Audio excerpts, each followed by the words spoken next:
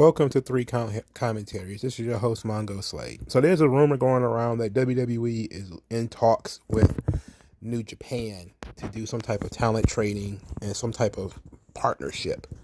Of course, this comes from Dave Meltzer, so take it with a grain of salt. But I just want to riff on it for a second or two because I don't like crossovers. I really don't. Sometimes it's cool, but for the most part, I want things to be where they are. We don't like to use a pretty good example.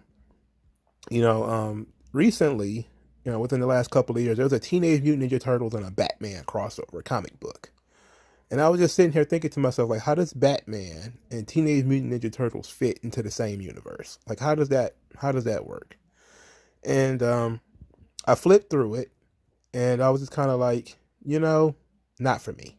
You know, not that it was bad, not that it was, horrible. Just that these are two separate things who need to be two separate things. And yeah, sure, for some people it's interesting, some people it's cool. In the 90s, there was a Batman Spawn crossover, and it was written by Frank Miller and drawn by Todd McFarlane. And it was, Frank Miller's Batman, and it was McFarlane's Spawn, and it probably sold well, but I thought it was the shits. They just don't fit in the same universe. You know, and so I sit here and I think whenever somebody's talking about doing a crossover, I think pretty much in that same term. New Japan is a work rate heavy organization. The WWE is a sports entertainment juggernaut in which Elias can beat Shinsuke Nakamura in 3 minutes, and then sing a song about it. That doesn't happen in New Japan. The match wouldn't have been anything less than 10 minutes and Nakamura would have went over. The booking philosophies are not anywhere near the same. What could they do except send the young talent to the New Japan dojo or something like that? Now that would be fine. You want to send in New Japan, send some NXT guys that you freshly recruited who have no history with wrestling. You want to send them to the New Japan dojo, whether it's in the United States or actually in Japan, to work some matches before they become to NXT or whatever. Fine, that's fine. But you want to start talking about, oh, what are our dream matches? I'm like, none. Like, I don't I don't care enough about Okada and Kota Ibushi for them to be on Raw or anything like that. Now, I like to keep those guys cool. Like, I like to keep them special. Like, when I do watch New Japan, I want to be like, oh yeah, I haven't seen these guys in a long time. Not, well, I just saw them 2 weeks ago. That's why I don't watch a lot of the New Japan shows, because you see the same people and they essentially have not the same match, but it's just match after match after match. There's very few angles and very few storylines and very few character developments.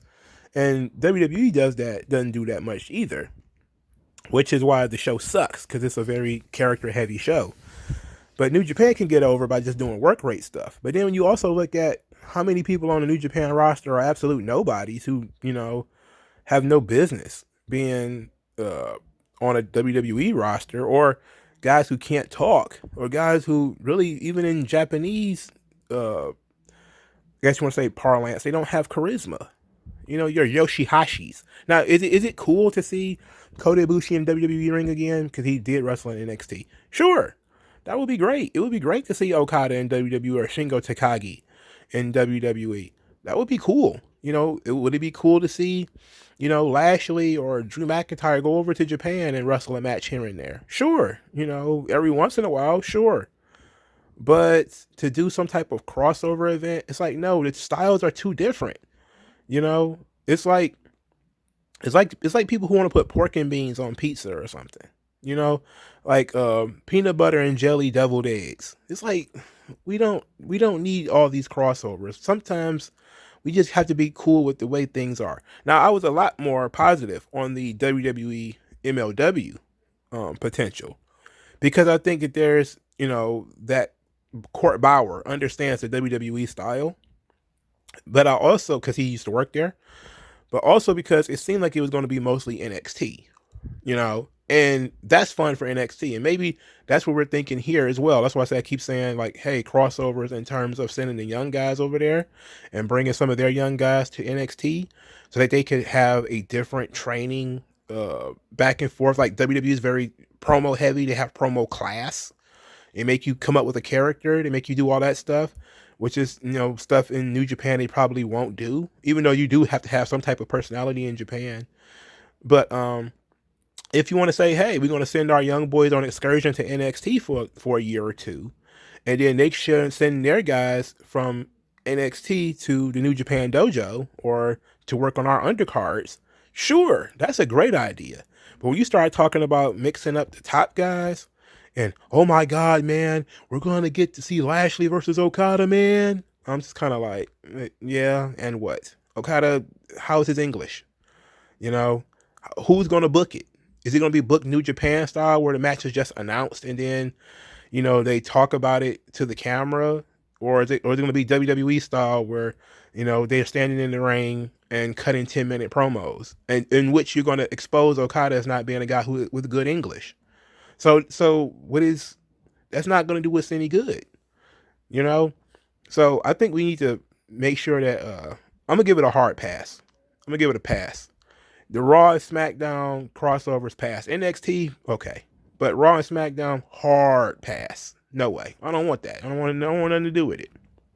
I like WWE as WWE. I like New Japan as New Japan. I don't need to see those worlds collide.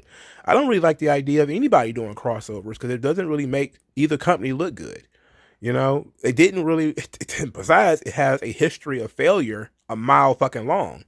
There has been 0 crossovers that have been that successful for a long time.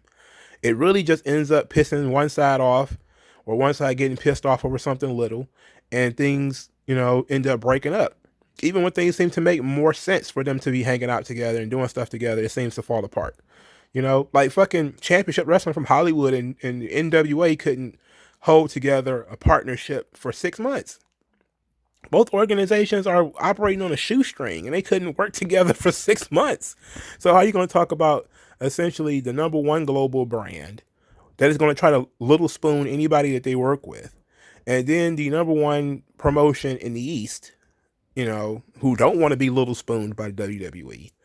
And it could, if it's an exclusive, which I'm hearing that it is, that means they can't work with AEW and they can't work with AAA and all the other organizations that they do want to work with. It's like, it's not worth it to them either. Everybody, it's okay to have a rose garden and a tulip garden and a garden for other flowers. It's okay. We don't need crossovers. Pass.